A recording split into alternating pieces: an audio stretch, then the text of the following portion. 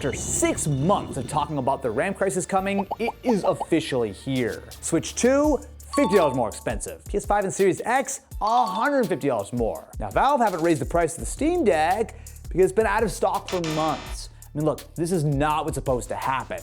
The older a console is, the cheaper it's supposed to be. So where is my dang price drop? The answer is not anytime soon, my friends. The result is that PS5 sales are tanking, and this is directly affecting the next generation. When asked how the RAM crisis will affect the PlayStation business, Sony's CFO immediately pivoted to the PS6 with, quote, "We have not yet decided on what timing we will launch the new console or at what prices." Not a, "we don't comment on future hardware." They are publicly telling investors that the chip shortage is causing them to rethink their next generation plans. This points in one big direction for me. The current generation of hardware isn't going anywhere anytime soon.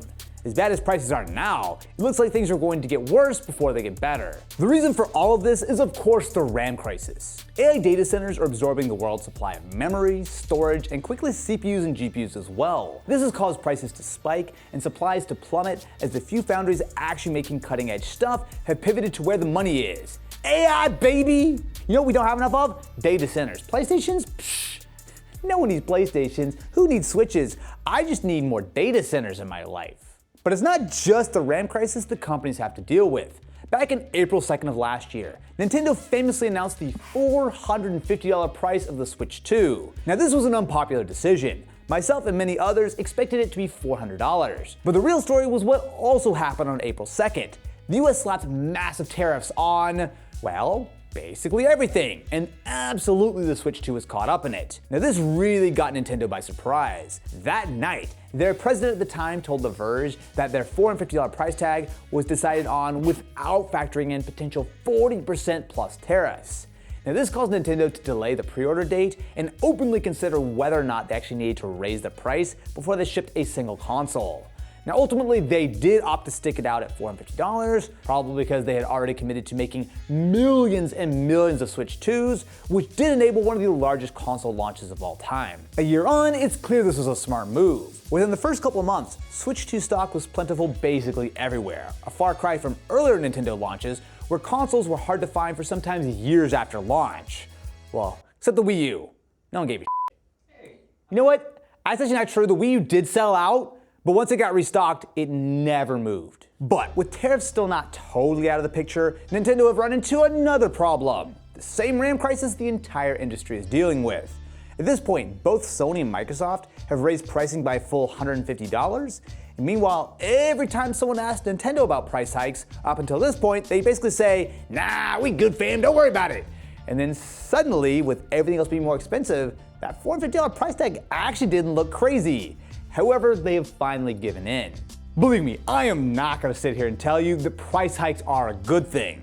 But something to know about Nintendo is that unlike Sony and Microsoft, they actually traditionally sell console hardware at a small profit.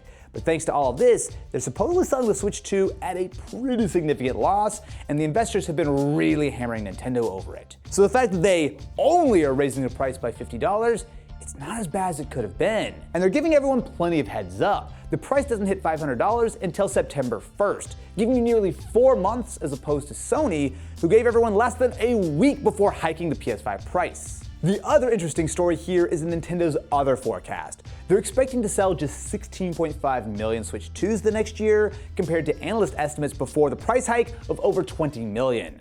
So essentially Nintendo is telling investors, yeah, we're raising the price, and yeah, we are gonna lose customers over it. Now, I kinda get it. I mean, even for a big company like Nintendo, losing a significant amount of money on each console that goes out the door adds up quick. But they kinda don't really have a choice. Xbox at least has the Series S as a semi-budget option.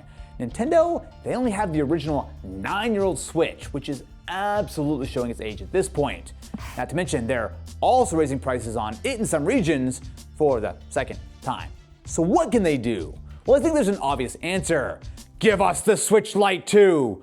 We demand the light life. I want a Switch Lite 2. Give me a Switch Lite 2. The more times I say this, the more I'm going to will it into existence. Look, here's the thing. As I've discussed many times, the Switch Lite, the best version of the Switch, it was the cheapest, it was the smallest, it was the cutest, which is the only thing I care about when I buy in consoles. The original Switch Lite came out 3 years after the original, so if Nintendo are gonna follow a similar timeline, we're looking at 2028, and I personally think that's a long time to ask people to pay $500 without a cheaper option. All things being considered, I actually do think Nintendo will ride this one out. I mean, especially if they keep that solid slate of Switch 2 games going like Pokopia and Donkey Kong. I mean, people who want a Switch 2 are still going to mostly buy one. Now, PlayStation? PlayStation has a backup plan, right? Sort of? Maybe? Oh, they don't? Oh no. Their recent earnings call was brutal. The PS5 had its worst quarter of all time, down 46% compared to last year. This means that the PS5 is now actually trending behind where the PS4 was at this point in its life cycle by a full 3.3 million consoles. Now, this is a very different problem for Sony. I mean, sure, the pandemic supply chain caused a lot of issues when the PS5 launched, but as recently as a year ago, the PS5 was trending ahead of the PS4.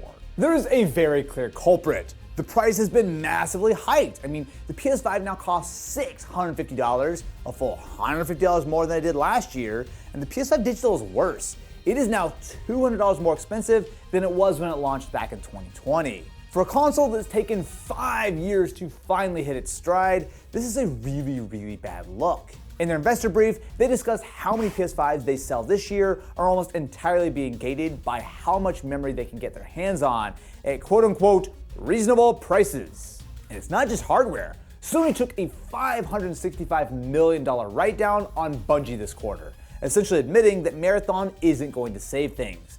Sony's stock is down over 20% since the start of the year, and I mean, look, there's just not a lot of good news here. Now, it's not a full-on disaster. I mean, the PS5 isn't exactly going anywhere, but the bigger problem really is what comes next. Now, when Sony's CFO talks about changing business models to come up with the best solution and strategy, he's not just being PR safe, and that's definitely not what he sounds like.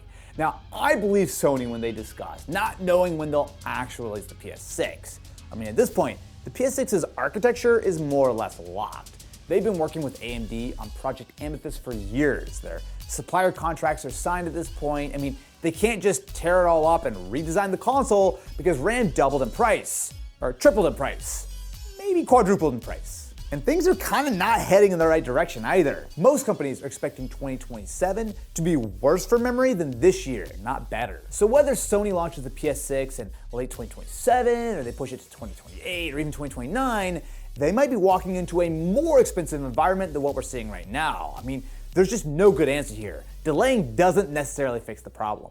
I think this is why they're talking about new business models out loud. So the rumors point to an upcoming PS6 Lite, which would be Sony's lower priced PS6 variant. So based on the leaks, this will be a third member of the PS6 family alongside the core PS6 as well as the handheld. Basically the PlayStation TV all over again. Ship the portable PS6, but in a smaller form factor with no screen or battery, really as a true competitor to the Series S. I think the reason why the Series S did work is that it matched the performance of the Pro version of the Xbox One, being the One X, while still costing a lot less and with all the benefits of the current generation CPU, SSD, and graphics. Sure, it targets 1080p, but for a very long time, the Series S was the best deal in gaming. If the PS6 Lite can deliver good PS5 beating performance at a significantly lower price point, great, problem solved. But I have some doubts about how cheap it really will be and how many compromises they'll need to make on the performance side of things.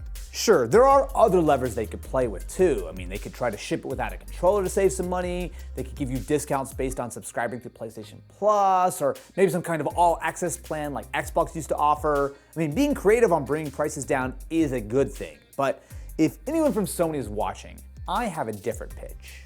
Come out and say it with me. The PS5 shouldn't go anywhere for many years to come. Now, not as a like, we still support your old hardware kind of thing. No, I mean make the PS5 the actual budget tier that sits below the PS6. Keep it up to date with the same software updates, the same games as much as possible. I mean, the same way that the PC supports everything from Roblox to Pragmata, the PS6 should exist as an upper tier to push things forward, but alongside the PS5, at least until they can actually sell a next-gen console at a reasonable price. Now, Sony has hinted at this in earnings calls, but they keep stopping short of saying it directly. But If you tell people right now that the PS5 that they buy today is going to be a supported current console for the next 4 or 5 years plus, even after the PS6 is launched, I think that goes a long way. I mean, sure, $650 is a lot of money for a console, but like, wouldn't you feel better about knowing that that PS5 you just bought will actually still be relevant for a long time? That's the specific phrase, actually. PS5, relevant for a long time. And here's the thing, I think Sony should stick with the PS5, but I think Xbox have to. Sony is launching the PS6 from a position of, I would say, relative strength, right? I mean, even after a very rough quarter, they've still got the install base, they've got the games, they've got the brand. The PS6 is going to sell fairly well, no matter if it launches at $600 or $800. But Xbox doesn't have that luxury. Hardware revenue there is down over 30% year over year. The Series X and the Series S have been price hiked twice. And whenever the Xbox Project Helix does launch, all signs point to it being premium priced. $800 to $1,000 there wouldn't surprise me one bit. Which is why, if Xbox is smart, they should also commit to the Series S and the Series X being fully supported alongside Project Helix. To me, I think that the current generation of consoles are powerful enough, right? Like, they're not holding gaming back like previous generations. There should be no rush to leave millions of gamers behind when the alternatives are very, very expensive consoles. Now, there's a lot more to talk about on the Xbox side of things, so make sure to subscribe to the channel as we'll be breaking that all down in a video soon. But if we step back for a second, Sony are being pushed by the RAM crisis toward potentially kind of compromising what that next generation is actually going to look like. Xbox are doing what they can to come back. Nintendo, I mean, they're off to a good start with the Switch 2, but they're definitely not immune to any of this.